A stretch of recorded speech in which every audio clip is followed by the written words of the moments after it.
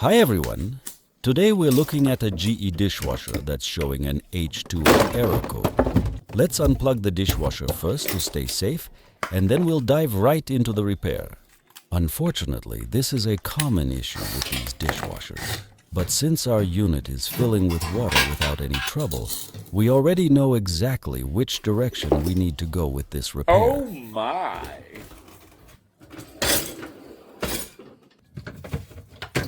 I'm about to show you exactly where the problem is. But before we get to that, I recommend clearing the water out of the sump first to avoid leaking anything onto the floor.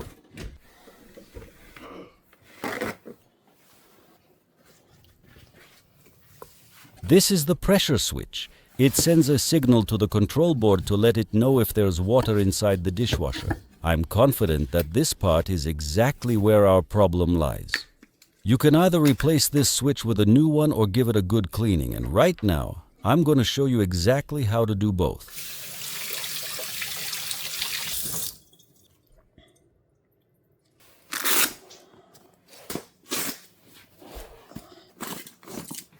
Be very careful while cleaning it so you don't damage the membrane inside the switch. Any puncture or tear will make the sensor completely useless, so take your time. Now that the opening is completely clear of the gunk that was blocking the switch, it's time to put everything back together.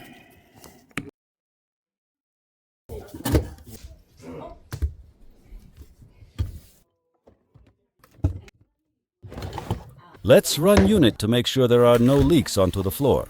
Everything needs to stay dry and run smoothly. Thanks for watching. Hit that like button and I'll keep the new repair videos coming. See you in the next one.